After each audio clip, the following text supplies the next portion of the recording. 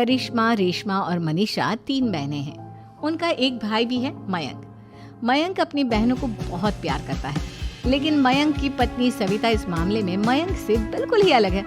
वो अपनी ननदों का जितना बुरा कर सकती है उतना बुरा करती ही रहती है और अपनी ननदों पर हुक्म भी चलाती है। करिश्मा, करिश्मा, तुमने अभी तक नाश्ता नहीं बनाया? तुम्हारे भैया को ऑफिस जाने में देर हो रही है। हाँ भाभी, बस अभी बनाती हूँ। करिश्मा, तुम ये ढीलापन छोड़ दो। कल को पराये घर जाना है। वहाँ अगर तुम इस तरह से काम करोगी तो लोग क्या कहेंगे कि माँ ने और भाभी ने कुछ सिखाया नहीं। पर तुम्हारी दोनों बहनें कहाँ हैं? रेशमा मार्केट गई है और मनीषा सो रही है। क्या? सुबह के 8 बज रहे हैं और ये महारानी अभी भी सो रही है? ये कहते हुए सविता अपनी सास दुर्गा देवी के पास जाती है। माँ जी, देख रही हो अपनी बेटियों के तौर तरीके? क्या हुआ बहू, सुबह सुबह क्या कर दिया मेरी बेटियों ने? अरे एक तो अभी अभी उठकर किचन में गई है, दूसरी सुबह सुबह बाहर चली गई और तीसरी अभी तक सो रही है। क्या करूं मैं इन तीनों का, मैं तो परेशान हो गई हूँ। जा जाकर उठा उसे और रेशमा से मैं बात करती हूँ। सविता सीधा मनीषा के कमरे में जाती है और उससे कहती है, महारानी जल्दी उठो, सूरज सर पर आ गया है। भाभी थोड़ी देर और सोने दो ना, मैं रात को लेट सोई थी। वो क्या ना, यूनिट टेस्ट चल रहे हैं। शराफत से उठती है या नहीं, या फिर पानी की भरी बाल्टी डालूं तेरे ऊपर? नहीं भाभी, मुझे बिस्तर में नहीं लाना, उठती हूँ मैं। मनीषा जल्दी से उठकर बाथरूम में चली जाती है। सभी आराम से बैठकर नाश्ता कर रहे होते कि तभी रेशमा बाजार से हाथ में सामान लिए आ जाती है।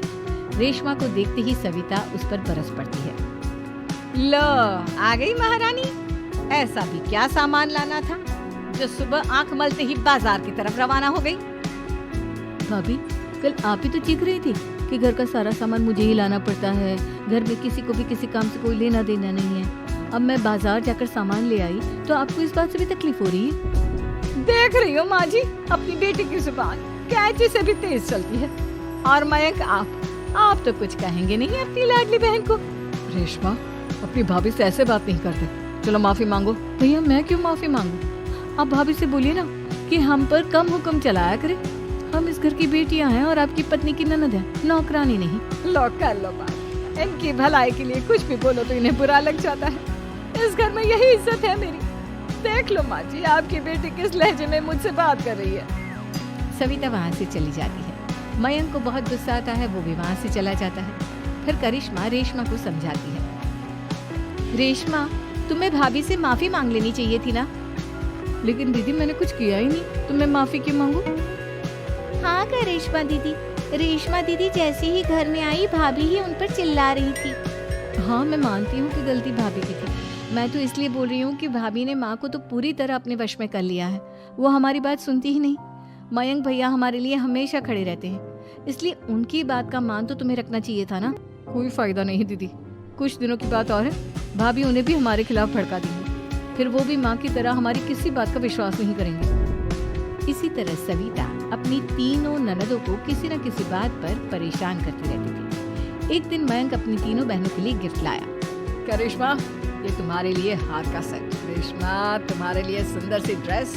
और मनीषा, तुम्हें किताबें पसंद है ना, तुम्हारे लिए किताबें लाया हूँ।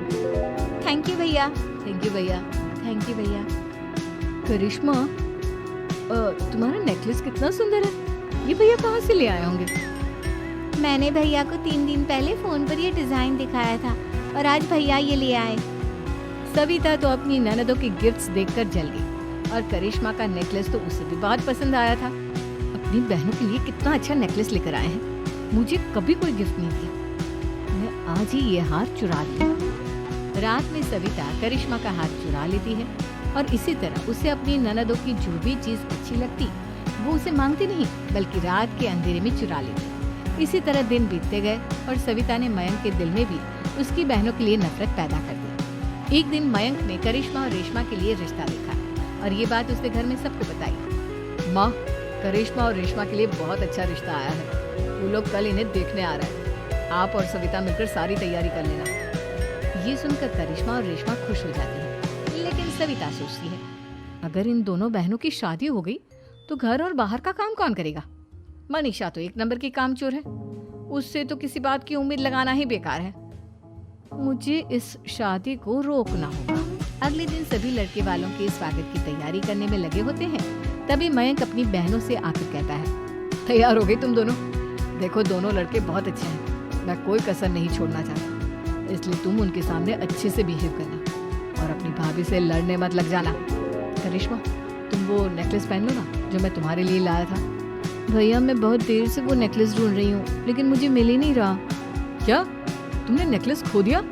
तुम्हें पता भी है वो कितना महंगा था? तुम कोई काम ढंग से नहीं कर सकती। मयंक गुस्से में वहां से चला जाता है। थोड़ी देर बाद लड़के वाले भी आ जाते हैं। वो दोनों बहनों को पसंद कर लेते हैं और रिश्ता पक्का हो जाता है। लेकिन सविता के दिमाग में तो कुछ और ही खिचड़ी पक रही थी। वो पंडित जी के पास करिश्मा की कुंडली लेकर जाती है और उन्हें पैसे देकर करिश्मा की कुंडली बदलवा देती है। जब लड़के वालों के पास करिश्मा की कुंडली जाती है तो वो दुर्गा को फोन करते हैं। बहन जी, हमने करिश्मा की कुंडली अपने पंडित जी को दिखाई थी। आपकी बेटी की कुंडली नहीं बल्कि दोषों का पिटारा है। देखिए, मैं और मेरे पति इन सब बातों में बहुत विश्वास करते हैं, इसलिए हम आपकी बेटी से अपने बेटे की शादी नहीं करा सकते। इस तरह करिश्मा का रिश्ता टूट जाता है और सभी घर वालों को बहुत दुख होता है। अब कविता सोचती है, चलो करिश्मा का तो रिश्ता टूट गया, अब रेशमा का भी रिश्ता तोड़ना है। क्या करूं? अब सविता आवाज बदलकर किसी अननोन नंबर से रेशमा के होने वाले ससुराल में फोन करती है।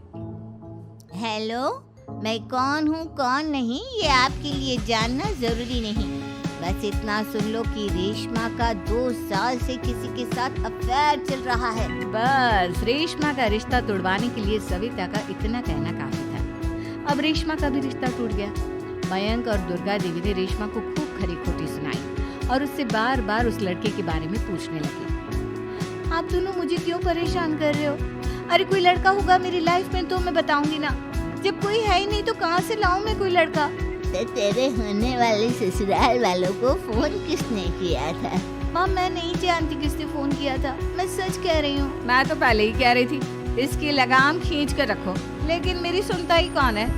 आप चुप रहिए भाभी, ये सब आपका ही किया धरा है।